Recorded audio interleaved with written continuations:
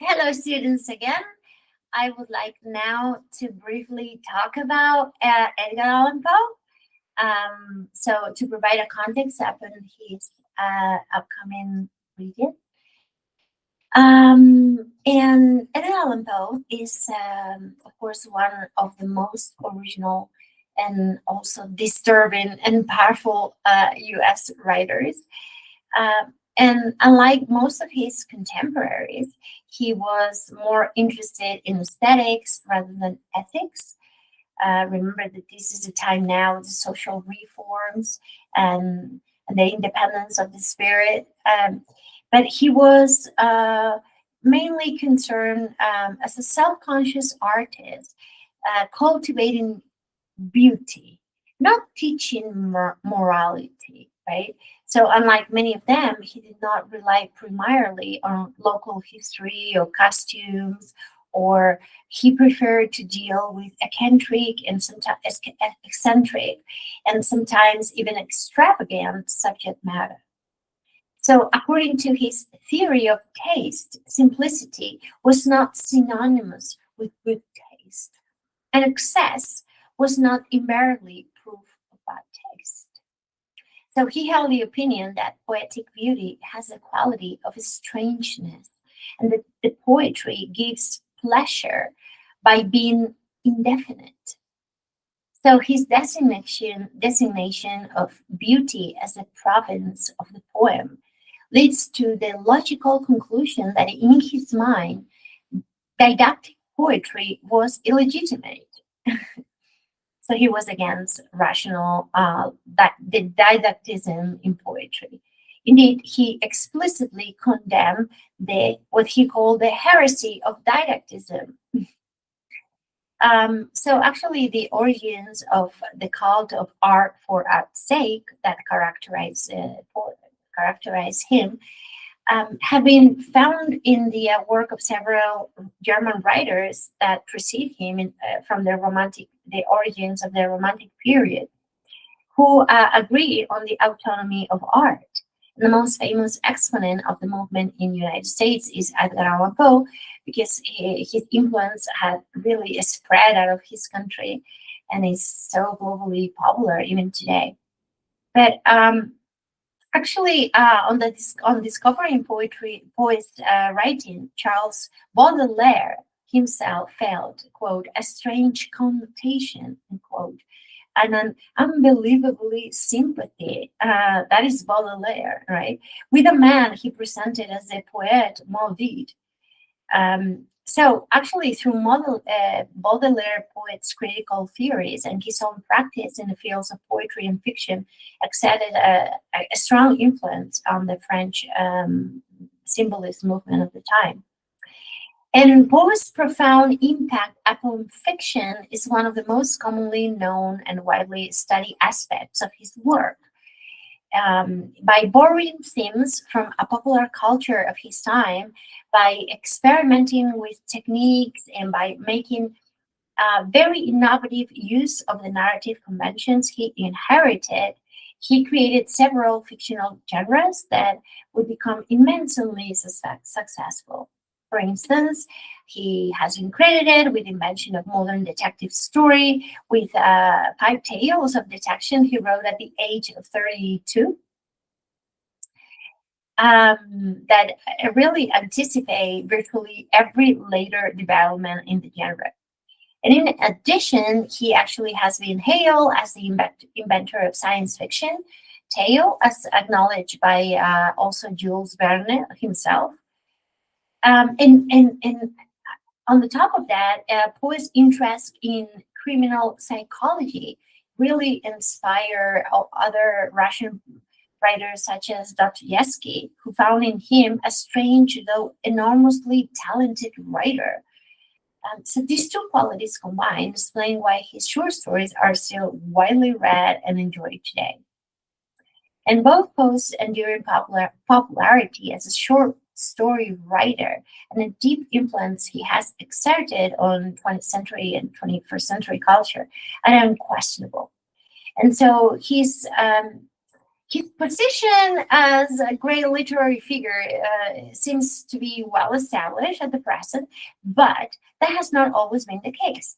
He was slandered shortly after his death by his official editor, who disapproved of his temperament and artistic methods. His own biography editor, um, invented this bad fame around him. This malicious literary executor presented poet as a drug addict and an alcoholic who used his experiences to write weird horror stories. And actually, such a distorted portrait married Poe's reputation in the world of respectable literature for quite a long time. Um, and Poe had circulated a number of legends about himself that would eventually be exploited by enemies and sensationalists and recent critics agree that he was really a torture genius and a master of a fictional technique who understood the nature of narrative and worked with great concentration and intent to achieve certain effects. His literary work was undoubtedly rooted in his suffering, of course, where he wrote about what he felt intensely. But writing about one's intense feelings is not guarantee of artistic uh, geniusness, and so of his artistic achievement. And actually, well, he had a very tormented life. He was orphaned at a very early age, and then he had a very tormented relationship with his stepfather, Mr. Allen, who was a Southerner, and he was very, very rich. They were always in constant fight, and he actually, at one point, he lost Mr. Allen's economic support, and he was under permanent financial hardship for the rest of his life. And even after his stepmother, Mrs. Allen's death, since her husband remarried and the couple have children of their own, his stepfather completely forgot about his financial support. So actually, these circumstances, together with the fact that Poet had made some derogatory comments about Mr. Allen in a letter, that really led to the definite breach. And that's when he turned to his biological family that is still wasn't were in touch, that it was in Baltimore. And so he moved in 1831 to the household of his widowed paternal aunt and her 8-year-old daughter Virginia, who would later become his wife. And in that home, he helped to nurse his brother William, who was also dying of tuberculosis. And in Baltimore, Poe began to enter his tales in various competitions in an attempt to make a name for himself in the world of literary journalism. And so in 1835, he began to contribute to the Southern Literary Messenger with stories and book reviews, which dramatically increased the journal's circulation and earned him a position as an editorial assistant and principal book reviewer, a post he held until his resignation in 1837. After that, he moved to New York City with his wife, Virginia, the cousin whom he had secretly married in Baltimore. And in 1835, shortly before her 14th birthday, he married again in public in 1836. And in New York, he spent the next 18 months seeking employment, but had to freelance instead. He was looking for an editorial position, and then the couple settled in Philadelphia, where he seriously considered giving up his literary career. But finally, in April 1841, he became the editor of Graham Magazine, and with his contributions, he managed to quadruple the number of subscriptions before the end of the year. But again, his conflicts with the owner led him to resign. So he was always had difficulty in holding a steady job, But he had the virulent reviewing, which made him popularly known as somebody who was very sharp, right? And actually was able to increase sales. But also at the same time, he alienated friends and created a lot of enemies and often put the journals in a difficult position. And so his continuous travels with honors and editors led him to plan his own journal. Right? He said, "I'm going to go for to found my own," and he called the Stylus, and it was a project which failed to materialize.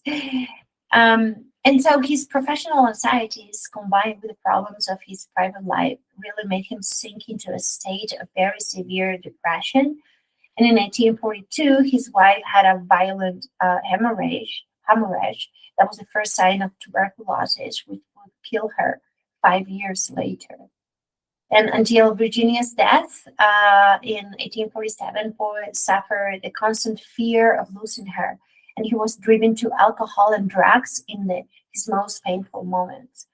The writer himself ascribes his intermittent drinking to insanity caused by the horrible, never ending oscillation between hope and despair. He said his reputation for alcohol abuse and drug addiction had a negative impact upon his recognition as a respectable writer, as you may imagine. But in fact, it was in his Philadelphia period that he wrote his best short stories, such as The Masque of the Red Death, that we're going to analyze, and really attested to a productivity that would not have been compatible with the chronic alcoholism attributed to him, right? In 1844, he moved to New York and joined the staff of the Evening Mirror, which published The Raven, the poem that made him famous. And capitalizing on its success, he entered the literary life in New York and began to give lectures. And he actually became a reviewer of the Broadway Journal, later its editor, and finally its owner. But in 1846, he was forced to stop its publication due to physical illness combined with nervous depression. And in spite of all this, he managed to go on writing while nursing his invalid wife. After her death in January 1847, he fell gravely ill and had his last productive year. And in October 1849, he was found in a semi conscious and delirious state by an old friend in Baltimore Street. And then he died in a hospital 4 days later under mysterious circumstances. Officially, the cause of death has been a congestion of the brain, but exactly what happened to him cannot be certain, although various theories have been put forward to account for his fatal attack. So, Poe began his creative career as a poet with 3 collections of poetry before he saw his first piece of fiction in print. At the age of 18, he persuaded a young printer to publish his first book of poetry that he called Tamerlane and Other Poems. And he signed Sub-Estonian. And it was a very slim volume that virtually unnoticed when it appeared. But it was a product of his particularly troubled youth, in which he looked for inspiration to a kind of dream world far away from his place and time. And then he had another second volume of poems he called Harab, Tamerlane, and Minor Poems, contain a written version of Tamerlane. And his third simply edited poems, simply entitled Poems, included both old and new compositions in verse, together with his first published critical statements. And then in the preface to the last collection of Raven and Other Poems, he summed up what poetry had always meant to him. He said, "With me, poetry has not been a purpose, but a passion." And but although he saw himself primarily as a poet, in the early 1830s, he turned to the short story because it was a genre that he greatly helped develop. And he had this theory of the unity of effect of impression that accounts for his preference for the short prose narrative, requiring from a half an hour to 2 hours in its perusal. to the ordinary novel, which cannot be read at one sitting, and that deprives itself, of course, of the immense force derivable from totality. That's are his words. So he has this intense motivation to create this, as he said, one sitting read that is able to capture attention of the reader and provide a sense of totality. Even though he actually published, in spite of the objections to the novel, he actually published the narrative of Arthur Gordon Pym, in which he described a fantastic voyage to the South Pole he imagined as occurring in 1828. That was actually envisioning the actual expedition. And also, he had his first collection of short stories was his two volume Tales of the Grotesque and the Arabesque, which contained 25 pieces. He had already published in periodicals, and he classified. It's interesting how he classified his own fiction into the categories of grotesque and the category of arabesque, two terms that I actually borrowed from Sir Walter Scott, because grotesque were tales drawn up a Northern European tradition in which one aspect of the character is heightened for a marked comic effect. So its essential element is disharmony, a clash of opposites. And in his arabesque, everything contributes to the single effect of terror: the setting, the characterization, the plot, the theme, and the style, right? And so, although Poe's stories display a rich diversity, the strong Gothic strain that prevails in many of them explains why he's commonly associated with that tradition, the Gothic tradition. The Gothic tradition characterized by the use of the fantastic, irrational, supernatural emerged in the 18th century as a reaction against the rationality in an order that dominated the age of the reason. So the term Gothic was first applied to the novels by English writers such as Horace Walpole and Anne Radcliffe, because they were set amid the dark atmosphere of haunted castles and wild picturesque landscapes, including graveyards and ruins, during the medieval period. But nevertheless, the 19th century Gothic no longer implied the medieval, but simply referred to works intended to inspire terror with macabre plots, full of horror and violence and mystery and suspense, even though they were not necessarily set in the Middle Ages. And since Poe both ridiculed and admired 19th century Gothic tales, his own Gothic pieces were to a certain extent satires on the German and British examples of the genre. So actually, the Masque of the Red Death, it was published in 1842, and when Poe wrote this short story, he probably had in mind the Black Death, that is the bubonic plague of the Middle Ages, the beginning of the modern times. And in this story, however, the plague takes the unusual form of a red rather than a black death, because the idea of mortality is linked to blood. And this relationship between blood and death points to Poe's obsession with his own wife, Virginia, and her illness at the time, that because she had the illness at the time that he was writing the tale. Actually, in January 1842, Virginia had burst a blood vessel while singing, and the sight of his wife bleeding from the mouth had a terrible impact on him. And furthermore, the epidemics, the ravaged Philadelphia in the 1790s and Baltimore in his own lifetime. There were also pandemics that also must have exacerbated exerted a certain influence upon his choice of the subject matter of this short story. Poe may have also been inspired by an incident that it was reported to have happened 10 years before. In 1832, shortly after a cholera epidemic in Paris, one of the dancers appeared disguised as the personification of the disease at a masked ball.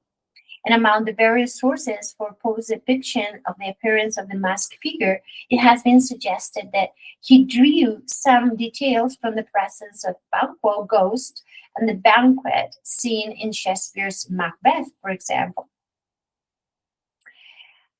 So the Masque of the Red Death continues to draw different and sometimes conflicting interpretations due to this its multifold significance. For it's not a mere tale of horror. I mean, it can be read as an original aesthetic fable on the relationship between art and nature, a thought-provoking theme for artists over the centuries. If we consider this piece of fiction within the context of the author's own aesthetic theory, they're looking for a totality, particularly those who had formulated in the previous months, um, we will conclude that the Prince Prospero represented Poe's ideal anti-hero. 1 month before the tale was published, Poe defined the poet as a man of taste rather than a pure intellect or moral sense. A poet. So look at how different it is from Emerson, right? Because a poet is a man of taste rather than pure intellect or moral sense. Someone always, according to Poe, somebody always striving to create beauty by transforming material reality. So when Prospero, which is the protagonist of this story, isolates himself with 1,000 of his courtiers, his behavior, because there is an outbreak of cholera in his town, um, his behavior does not follow the dictates of pure intellect or a moral sense, but of his taste to build a symbolic equivalent of nature. Because in the way the different rooms of the castle are organized, Prospero somehow it could be argued that wants to control the natural cycle of life with his imaginative powers by creating an artificial setting. He confidently feels is able to manipulate at his will.